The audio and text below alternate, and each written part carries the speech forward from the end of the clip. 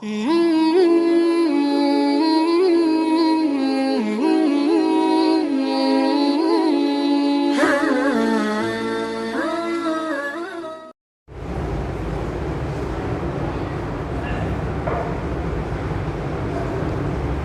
لله رب العالمين والصلاة والسلام على سيد الأنبياء والمرسلين وعلى آله وأصحابه أجمعين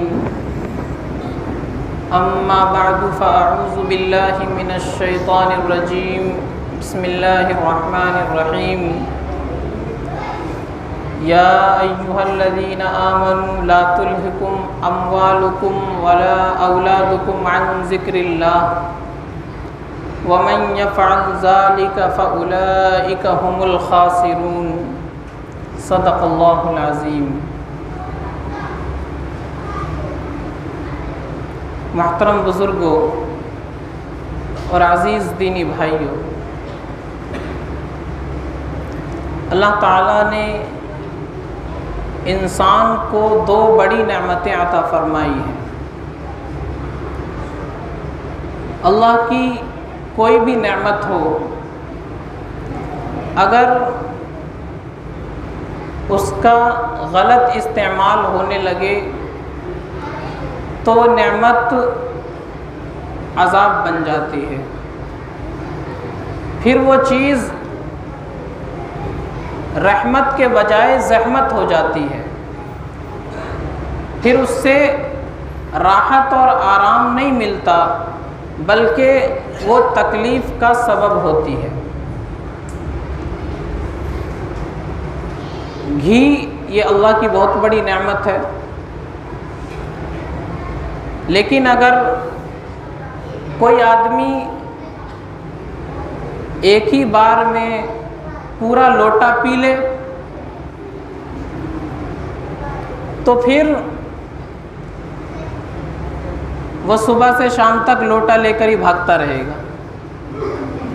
تو اللہ کی کوئی بھی نعمت ہو، اگر اس کا صحیح استعمال ہوگا تو وہ چیز نعمت رہے گی، اور اگر اس کا مس یوز ہوگا، غلط استعمال ہوگا تو وہ نعمت نہیں رہے گی، وہ چیز عذاب بن جائے گی۔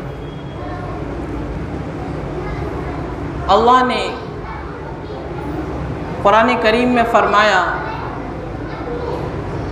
جو میں نے ابھی تلاوت کی قرآن کی آیت، اس میں اللہ نے دو نعمتوں کا تذکرہ کیا کہ مومن کو، ایمان والے کو اللہ نے دو نعمت عطا فرمائی ہے، ایک مال اور ایک اولاد۔ مال یہ اللہ کی بہت بڑی نعمت ہے۔ مال یہ انسان کی زندگی کا سہارا ہے۔ قرآن کریم میں اللہ فرماتے ہیں وَلَا تُؤْتُوا السُّفَهَاءَ أَمْوَالَكُمُ الَّتِي جَعَلَ اللَّهُ لَكُمْ قِيَامًا۔ اللہ فرماتے ہیں اگر تمہاری پرورش میں یتیم بچے ہیں،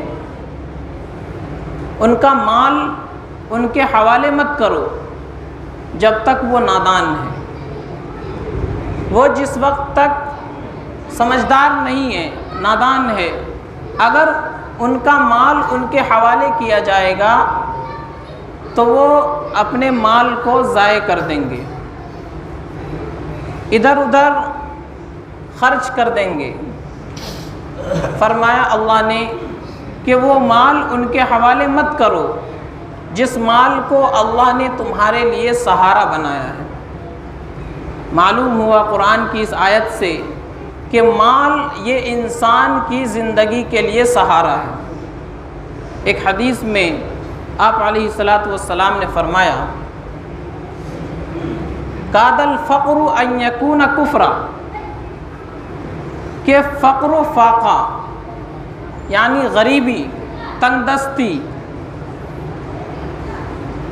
یہ کب کفر بن جائے معلوم نہیں۔ یعنی فقر و فاقہ اور کفر ان دونوں کے ڈانڈے ملے ہوئے ہیں۔ غریبی ہوگی معلوم نہیں وہ کب کفر میں بدل جائے۔ ہمارے علاقے میں اور جہاں غریبی ہے، آسام کا علاقہ ہے، راجستھان کا علاقہ ہے، اور جن علاقوں میں بہت زیادہ غریبی ہے، وہاں پر غیر قوم کے لوگ، عیسائی لوگ پہنچتے ہیں، وہاں کے لوگوں کی مدد کرتے ہیں، ان کو روپیہ پیسہ دیتے ہیں، چھوٹی موٹی چیز دے دیتے ہیں، اور ان سے فارم میں اپنا مذہب تبدیل کرا دیتے ہیں۔ مسلمان ہیں وہ، لیکن ان کے پاس پیسہ نہیں ہے، غریب ہے، تنگ دست ہے، فقر و فاقے کا شکار ہیں۔ اب عیسائی لوگ وہاں پہنچتے ہیں، ان لوگوں کو ان کی جو ضرورت کی چیزیں دے دی، پیسہ دے دیا، روپیہ دے دیا، اور وہ مسلمان ہیں لیکن فارم میں اپنا نام عیسائیوں کی لسٹ میں لکھ دیتے ہیں۔ تو یہی نبی علیہ الصلوۃ والسلام نے فرمایا کہ فقر و فاقہ اور کفر یہ دونوں ملے ہوئے ہیں، معلوم نہیں غربت اور فقیری کب کفر میں بدل جائے، کچھ پتہ نہیں۔ تو اس لیے مال اللہ کی بہت بڑی نعمت ہے۔ مال اللہ تبارک و تعالیٰ نے ہمیں عطا فرمایا، یہ ہماری زندگی کے لیے سہارا ہے۔ قرآن کریم میں اللہ تبارک و تعالیٰ نے اس آیت میں جو میں نے پڑھی فرمایا، اے ایمان والو، تمہیں تمہارا مال، تمہاری اولاد اللہ کے ذکر سے غافل نہ کر دے۔ یعنی یہ دونوں چیزیں اللہ کی بڑی نعمت ہے، لیکن نعمت اس وقت ہے جب یہ چیز تمہارے لیے عذاب نہ بنے، جب یہ چیز تمہیں اللہ کے دین سے، اللہ کے ذکر سے، فرائض اور واجبات سے، تمہاری ذمہ داریوں سے غافل نہ کرے، تب تو یہ چیز نعمت ہے۔ اور اگر یہ چیز اولاد، مال تمہیں اللہ کے ذکر سے غافل کر دیتی ہے، تمہیں تمہارے دین سے غافل کر دیتی ہے، تمہاری ذمہ داریوں سے غافل کر دیتی ہے، فرائض اور واجبات تمہارے چھوٹ جاتے ہیں، تو پھر یہ اولاد اور یہ مال نعمت نہیں ہے، یہ تمہارے لیے پھر زحمت ہے، یہ تمہارے لیے عذاب کا سبب ہے۔ اگر ایسا ہو رہا ہے تو پھر تمہارا بڑا نقصان ہو رہا ہے۔ یہ اللہ نے اس آیت میں فرمایا۔ حدیث شریف میں آتا ہے کہ قیامت کے دن اللہ تبارک و تعالیٰ کے سامنے بندے کے قدم اس وقت تک نہیں ہٹیں گے جب تک اس سے 5 چیزوں کے بارے میں سوال نہ کر لیا جائے۔ 5 چیزوں کے بارے میں اس سے سوال ہوگا، اس کا جواب جب تک نہ دے دے اس وقت تک اللہ کے سامنے سے اس کے قدم نہیں ہٹ سکتے۔ اس میں پہلی چیز ہے کہ اس کی زندگی کے بارے میں سوال ہوگا کہ ہم نے تمہیں زندگی دی تھی، اس زندگی کو کہاں گزاری، کہاں خرچ کیا، اس زندگی میں تم نے کیا عمل کیا۔ سب سے پہلے زندگی کے بارے میں سوال ہوگا۔ اس کے بعد دوسرا سوال ہوگا جوانی کے بارے میں کہ تم نے اپنی جوانی کہاں گزاری، جوانی کو کہاں خرچ کیا۔ یہ جوانی کا زمانہ قوت والا زمانہ ہوتا ہے، طاقت والا زمانہ ہوتا ہے، اور انسان کی زندگی کا بڑا اہم زمانہ ہوتا ہے۔ بچپن میں جب تک بالغ نہیں ہوا اس وقت تک کوئی حکم اس کے اوپر نہیں ہے، نہ نماز ہے، نہ روزہ، نہ زکوٰۃ، نہ حج، کوئی حکم اللہ کی طرف سے نہیں ہے۔ بڑھاپا آ گیا تو حکم کے اندر کمی آ جاتی ہے، تھوڑی اس میں رعایت ہو جاتی ہے۔ لیکن جوانی کا دور وہ دور ہے کہ اس میں بھرپور طاقت ہوتی ہے، قوت ہوتی ہے، یہ عبادت کا وقت ہوتا ہے، یہ اپنے آپ کو دین کی خدمت میں لگانے کا وقت ہوتا ہے۔ تو اللہ فرما رہے ہیں اس وقت سوال کریں گے اللہ قیامت میں کہ بتا تم نے اپنی جوانی کہاں خرچ کی؟ جو جوانی کا زمانہ ہم نے تمہیں دیا تھا، 20 سال سے جوانی شروع ہوتی ہے، 40 سال کے بعد گھٹنی شروع ہو جاتی ہے۔ یہ جو 20 سال کا عرصہ ہے یہ بہت اہم ہے، اس کے بارے میں اللہ سوال کریں گے کہ بتاؤ تم نے کہاں خرچ کیا؟ اگر یہ وقت صحیح طریقے پر خرچ کر لیا اور اس عمر کو صحیح کام میں لگا دیا تو بڑھاپے کے اندر جو عمل انسان نہیں کر پائے گا کمزوری کی وجہ سے، بیماری کی وجہ سے، اللہ اس کا بھی ثواب عطا فرمائیں گے۔ تو اللہ نے فرمایا کہ بتاؤ جوانی کہاں خرچ کی؟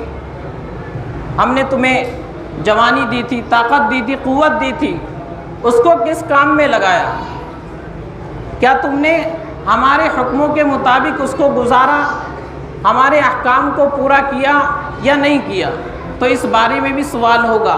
جب تک اس سوال کا جواب نہ دے لے اس وقت تک اس کے قدم وہاں سے نہیں ہٹ سکتے۔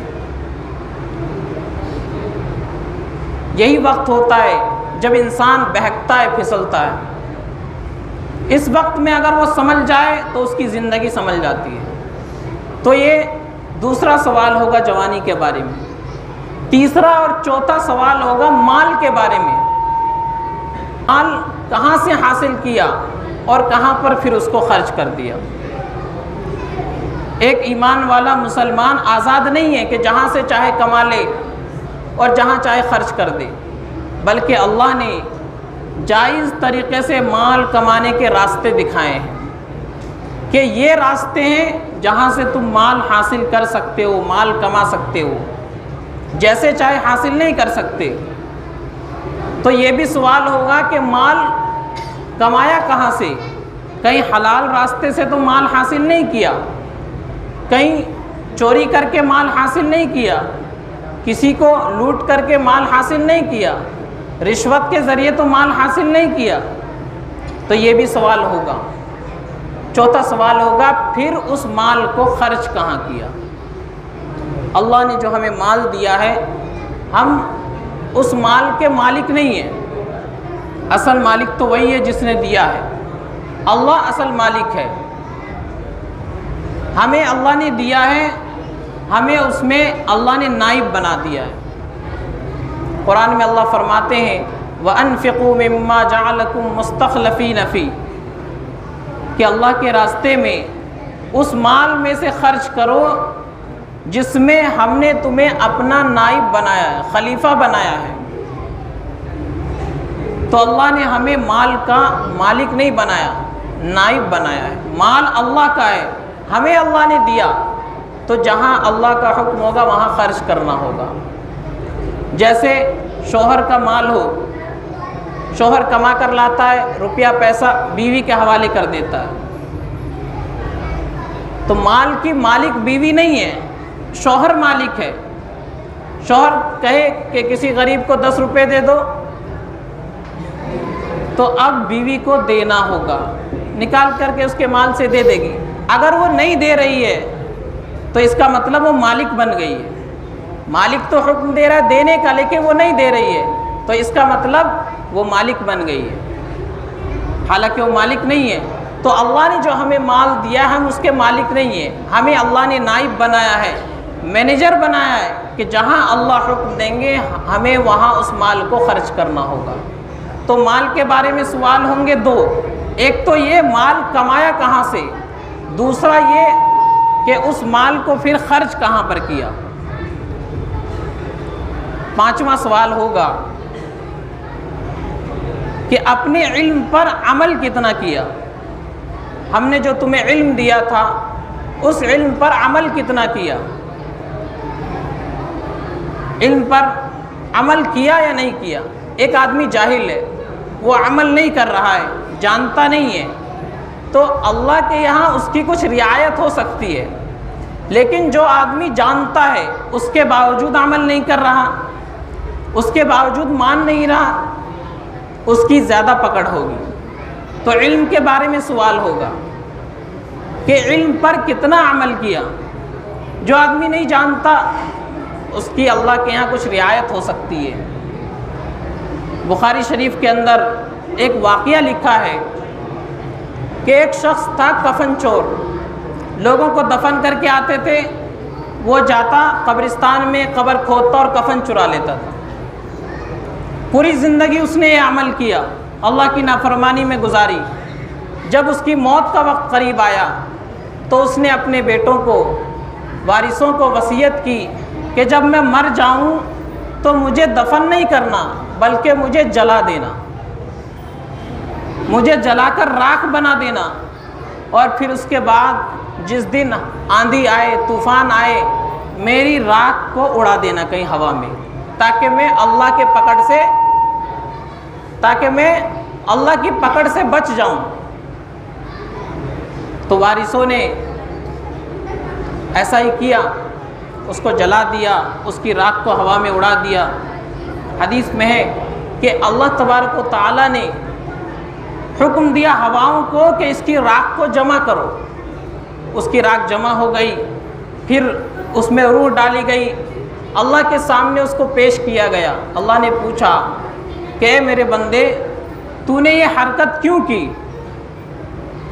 تو اس نے کہا اے اللہ، میں نے آپ کے خوف کی وجہ سے حرکت کی، کیونکہ مجھے معلوم ہے میں نے پوری زندگی آپ کی نافرمانی کی ہے، پوری زندگی میں نے غلط کام کیا ہے، میں آپ کے سامنے آؤں گا، آپ تو مجھے سخت عذاب دیں گے، اس وجہ سے میں نے یہ حرکت کی کہ میں ہوا میں بکھر جاؤں گا، نہ میں آپ کے سامنے پیش ہوں گا، نہ مجھے عذاب ہوگا۔ تو روایت میں آتا ہے کہ اللہ تبارک و تعالیٰ نے اس بندے کو معاف کر دیا، کیونکہ وہ بندہ جانتا نہیں تھا اللہ کی قدرت کیا ہے، اللہ کی خوبیاں کیا ہے، وہ اس بات سے ناواقف تھا، اس لیے اس نے حرکت کی۔ اسے معلوم نہیں تھا کہ اللہ نے جب پیدا کیا اس وقت، جس وقت کچھ بھی نہیں تھا، جب اللہ نے پہلی مرتبہ پیدا کر دیا تو دوسری مرتبہ پیدا کرنا اس کے لیے کیا مشکل ہے، یہ بات اس کو معلوم نہیں تھی۔ تو اس نادانی کی وجہ سے، کم علمی کی وجہ سے، جہالت کی وجہ سے اللہ نے اس کی رعایت کر دی، اس کو معاف کر دیا۔ لیکن کوئی آدمی جانتا ہے، اس کے باوجود وہ عمل نہیں کر رہا، جانتا ہے اس کے باوجود اللہ کے حکموں کو پورا نہیں کر رہا، تو اس آدمی کی بخشش نہیں ہے، اس آدمی کے ساتھ رعایت نہیں ہوگی۔ تو جاہلوں کے ساتھ رعایت ہو جائے گی، نادانوں کے ساتھ رعایت ہو جائے گی، لیکن دو شخص ہیں ان کے ساتھ رعایت نہیں ہوگی۔ ایک تو وہ جو جان سکتا ہے لیکن جانتا نہیں ہے، یعنی وہ چاہے تو علم حاصل کر سکتا ہے، دین کو جان سکتا ہے لیکن جانتا نہیں ہے۔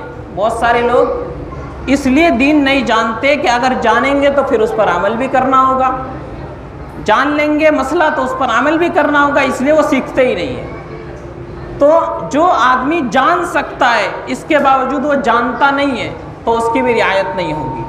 ایک آدمی یہ جان نہیں سکتا، یا تو اللہ نے اس کو عقل اتنی نہیں دی ہے کہ وہ دین کو سمجھ سکے، علم حاصل کر سکے، یا کسی ایسی جگہ موجود ہے جہاں کوئی دین بتانے والا نہیں ہے، دین سکھانے والا نہیں ہے، تو اس آدمی کا عذر اللہ کے ہاں قبول ہو سکتا ہے۔ لیکن ایک آدمی جان سکتا ہے لیکن جانتا نہیں ہے، اس کی بھی پکڑ ہوگی، اور دوسرا جان گیا پھر اس پر عمل نہیں کر رہا، اس کی بھی پکڑ ہوگی۔ تو آخری سوال ہوگا کہ علم پر کتنا عمل کیا۔ یہ 5 سوال اللہ کے سامنے ہوں گے، جب تک اس کا جواب نہیں دے گا اس وقت تک اس کے قدم وہاں سے ہٹ نہیں سکتے۔ تو معلوم ہوا کہ مال بھی اللہ کی بڑی نعمت ہے۔ ایک روایت میں ہے کہ جب انسان مر جاتا ہے تو اس کا اپنا عمل ختم ہو جاتا ہے، اس کا اپنا عمل بند ہو جاتا ہے۔ نماز پڑھ رہا تھا، نماز میں روح نکل گئی، موت آ گئی، تو اب یہ نماز ختم۔ اسی طریقے سے روزہ رکھے ہوئے تھا، دن میں موت آ گئی، وہ روزہ ختم۔ تو انسان کی جب موت آتی ہے اس کا اپنا عمل ختم ہو جاتا ہے، لیکن 3 عمل ایسے ہیں کہ ان کا ثواب آتے رہتا ہے، ان کا ثواب مرنے کے بعد بھی پہنچتا رہتا ہے۔ ایک عمل کہ کوئی ایسا کام کر گیا ہو جس کا نفع لوگوں کو مل رہا ہو، کوئی ایسا کام کر گیا جس کا نفع لوگوں کو مل رہا ہو، تو جب تک نفع ملتا رہے گا اس کا ثواب بھی اس آدمی کو پہنچتا رہے گا۔ دوسرا، کوئی ایسا علم چھوڑ کر کے گیا ہو جس سے لوگ فائدہ اٹھا رہے ہوں، کوئی کتاب لکھ دی، لوگ اس سے پڑھ کر کے فائدہ حاصل کر رہے ہیں، ان کی زندگی بدل رہی ہے۔ کسی بچے کو پڑھا دیا، اب وہ بچہ جہاں تک آگے تعلیم دے گا اس کا ثواب بھی اس پڑھانے والے کو ملے گا۔ تو کوئی ایسا علم چھوڑ کر گیا جس سے لوگ نفع اٹھا رہے ہو۔ اور تیسری چیز فرمایا کہ نیک اولاد چھوڑ کر کے گیا ہو۔ نیک اولاد جب بھی نیک کام کرے گی تو اس میں ایک حصہ ماں باپ کو بھی ملے گا، ایک حصہ والدین کو بھی ملے گا۔ تو یہ تین چیزیں ان کا ثواب مرنے کے بعد ملتا رہتا ہے۔ تو اس سے معلوم ہوا کہ آدمی کے پاس مال ہے، اس نے اپنی زندگی میں کوئی ایسا کام کر دیا جس کا نفع عام ہے، لوگوں کو اس کا نفع مل رہا ہے، مسجد بنوائی، مدرسہ بنوایا، کہیں پر سرائے خانہ بنا دیا، مسافر خانہ بنا دیا، کہیں پر پانی کا انتظام کر دیا، تو یہ صدقہ جاریہ ہے۔ جب تک ان چیزوں کا نفع چلتا رہے گا اس انسان کو ثواب پہنچتا رہے گا۔ اسی طریقے سے علم چھوڑ کر کے گیا، نیک اولاد چھوڑ کر کے گیا، تو جب تک وہ نیک اولاد عمل کرے گی، نیکی کا کام کرے گی، اس کا ایک حصہ والدین کو بھی ملتا رہے گا۔ تو معلوم ہوا مال اور اولاد یہ اللہ کی بہت ہی بڑی اور اہم نعمت ہے، لیکن نعمت اسی وقت ہوگی جب ہم اولاد کی صحیح تربیت کریں گے، اولاد کو صحیح تعلیم دیں گے۔ اگر ہم نے اولاد کو صحیح تعلیم اور صحیح تربیت نہیں دی تو پھر یہ اولاد ہمارے لیے نعمت نہیں ہوگی، پھر یہ اولاد ہمارے لیے رحمت کے بجائے زحمت بن جائے گی، پھر یہ اولاد بجائے راحت اور آرام کے ہمارے لیے تکلیف کا سبب بنے گی۔ تو اللہ نے یہ اولاد جو عطا فرمائی ہے، ان کی صحیح تعلیم اور تربیت کریں گے تب یہ اولاد ہمارے حق میں نعمت ہے۔ قرآن میں اللہ فرماتے ہیں یا ایھا الذین آمنوا قوا انفسکم واہلیکم نارا، ایمان والو اپنی ذات کو بھی جہنم سے بچاؤ اور اپنی فیملی کو بھی جہنم سے بچاؤ۔ فیملی میں بیوی ہیں، بچے ہیں، اولاد ہیں، تو ان کو بھی جہنم سے بچانا یہ ہماری ذمہ داری ہے، اور اپنے آپ کو بھی جہنم سے بچانا ہماری ذمہ داری ہے۔ تو اولاد کو صحیح تعلیم و تربیت دیں گے تو یہ اولاد ہمارے حق میں نعمت، اور اگر صحیح تعلیم و تربیت نہیں دی تو جو یہ آوارگی کریں گے، اللہ کی نافرمانی کریں گے، گناہ کریں گے، تو ان کو تو عذاب ہوگا ہی، ان کو تو گناہ ہوگا ہی، والدین کی بھی پکڑ ہوگی، والدین کا بھی گریبان پکڑا جائے گا کہ اللہ نے یہ نعمت تمہیں دی تھی، تم نے اس نعمت کا صحیح استعمال نہیں کیا، اس نعمت کا صحیح استعمال نہیں کیا تو تمہاری بھی پکڑ ہوگی۔ تو اولاد اللہ نے عطا فرمائی ہے، ان کا صحیح استعمال کیا ہے؟ ایک طریقہ منفی ہے کہ اولاد کو بری صحبت سے بچانا ہے، برے ماحول سے بچانا ہے، اپنی اولاد کو برے ماحول سے، بری صحبت سے بچانا، یہ بھی تربیت کا ایک حصہ ہے۔ اپنی اولاد کو اگر صحیح صحبت نہیں دیں گے، بری صحبت سے نہیں بچائیں گے تو وہ بچہ بیہودہ ہوگا، وہ بچہ آوارہ ہوگا، وہ بچہ اللہ اور اس کے رسول کا نافرمان ہوگا۔ ہم دیکھ لیں اپنا ماحول، معاشرے کا ماحول، کہ جو بچے گھر سے باہر جاتے ہیں، کھیلتے ہیں محلے کے بچوں کے ساتھ، ان بچوں میں اور جو بچے اپنے گھر میں رہتے ہیں، والدین ان کی نگرانی کرتے ہیں، ان بچوں میں زمین و آسمان کا فرق ہوتا ہے۔ محلے میں بچہ جا رہا ہے، پتہ نہیں کس کے ساتھ بیٹھ رہا ہے، کس کے ساتھ اس کا اٹھنا بیٹھنا ہے، کس کے ساتھ اس کی دوستی ہے، وہ وہاں سے کیا سیکھ کر کے آ رہا ہے۔ یہ والدین کی ذمہ داری ہے، ماں باپ کی ذمہ داری ہے۔ وہ بچہ اگر محلے کے بچوں کے ساتھ کھیل کر کے، جا کر کے، بیٹھ کر کے گالی سیکھ رہا ہے تو والدین بھی اس میں برابر کے شریک ہیں، والدین کی بھی پکڑ ہوگی۔ وہ بچہ اگر بری صحبت کی وجہ سے آوارہ ہو رہا ہے، اللہ اور اس کے رسول کا نافرمان ہو رہا ہے، دین سے دور جا رہا ہے، تو اس میں والدین کی بھی پکڑ ہوگی۔ کہ تم نے ان کی صحیح تعلیم اور صحیح تربیت کیوں نہیں کی؟ تو ایک تو طریقہ منفی ہے کہ اپنے بچوں کو بری صحبت سے بچائیں، کیونکہ صحبت کا اثر بہت جلدی قبول ہوتا ہے، پاس بیٹھنے والوں کا اثر ضرور آئے گا، تو اس لیے سب سے پہلا بری صحبت سے ان کو بچانا ہے۔ دوسرا کام ان کو دین سکھانا ہے، دین سکھانا ہے، دین کا علم دینا ہے، مدرسے سے مسجد سے جوڑنا ہے، علماء سے اس کا تعلق کروانا ہے۔ یہ دو کام کریں گے تو وہ بچے پھر ہمارے لیے نعمت بنیں گے، وہ بچے پھر ہمارے لیے رحمت بنیں گے۔ اور اگر یہ کام نہیں کر رہے ہیں، اولاد کی صحیح تعلیم و تربیت نہیں کر رہے ہیں، تو پھر یہ بچے ہمارے لیے رحمت کے بجائے زحمت بن جائیں گے، دنیا میں بھی نام خراب کریں گے اور کل میدان محشر میں بھی اللہ کے ہاں رسوائی کا سبب بنیں گے، اللہ کے ہاں ہمارا گریبان پکڑا جائے گا۔ تو اللہ نے قرآن میں فرمایا یا ایھا الذین آمنوا لا تلھکم اموالکم ولا اولادکم عن ذکر اللہ، کہ اے ایمان والو تمہاری اولاد اور تمہارا مال تمہیں اللہ کے ذکر سے غافل نہ کر دے۔ وَمَن يَفْعَلْ ذَلِكَ فَأُولَٰئِكَ هُمُ الْخَاسِرُونَ، اور اگر تمہاری اولاد تمہارا مال تمہیں اللہ کے ذکر سے غافل کر رہے ہیں، فرائض اور واجبات چھوٹ رہے ہیں، جو ذمہ داریاں تمہاری ہے دین کے حوالے سے اس میں کمی آ رہی ہے، کوتاہی آ رہی ہے، تو پھر یہ اولاد اور یہ مال تمہارے لیے خسارے کا سبب بنے گا۔ وَمَن يَفْعَلْ ذَلِكَ، اگر ایسا ہو رہا ہے، یعنی یہ اولاد تمہیں اللہ کے ذکر سے غافل کر رہی ہے، یہ مال تمہیں فرائض اور واجبات سے غافل کر رہا ہے، اس مال کی وجہ سے تم نماز نہیں پڑھتے، اس مال کی وجہ سے روزہ نہیں رکھتے، اس مال کی وجہ سے دوسرے دین کے کام نہیں کر رہے ہیں، تو پھر تم بہت بڑے خسارے میں جانے والے ہو، تمہارا نقصان ہونے والا ہے۔